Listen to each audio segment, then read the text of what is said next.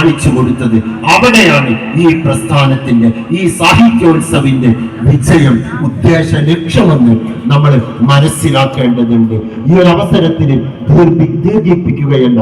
അപ്പോൾ ഈ ഒരു വലിയ മുദ്രാവാക്യവുമായിട്ട് നമ്മൾ സമൂഹത്തിലേക്ക് ഇറങ്ങിച്ചെന്നാൽ തീർച്ചയായിട്ടും സമൂഹത്തിന്റെ വലിയൊരു നല്ല സൃഷ്ടിപ്പ്, സമൂഹത്തിന്റെ ഉന്നതി നമുക്ക് ഉണ്ടാക്കിയെടുക്കാൻ സാധിക്കുമെന്നുള്ളത് 1400 വർഷങ്ങൾക്ക് മുമ്പ് ഹബീബായ റസൂലുള്ളാഹി സ്വല്ലല്ലാഹു അലൈഹി വസല്ലമ തങ്ങളെ നമുക്ക് പഠിപ്പിച്ചു തന്നതാണ്. മുൻഗാമികളായിട്ടുള്ള ആളുകളൊക്കെ നമുക്ക് പഠിപ്പിച്ചു തന്നതാണ്. ലോകത്തിലെ ഏറ്റവും വലിയ പഠനം എന്നുള്ള ആ പഠനവും നമ്മളോട് സൂചിപ്പിക്കുന്നത് സ്പീക്ക് ടു കണക്ട്. നിങ്ങൾ സംസാരിക്കൂ, അകലങ്ങളെ നിങ്ങൾക്ക് കുറയ്ക്കാം.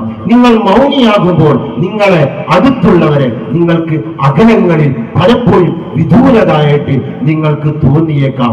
അപ്പോൾ നമ്മൾ നല്ല രീതിയിൽ ജനങ്ങളുമായിട്ട് സംവദിക്കണം. നമ്മുടെ കഴിവുകളെ, നമ്മുടെ ആവിഷ്കാരങ്ങളെ മൂല്യവത്തായ രീതിയിൽ ധാർമ്മികപരമായിട്ട് വിനിയോഗിക്കാൻ നമുക്ക് സാധിക്കണം.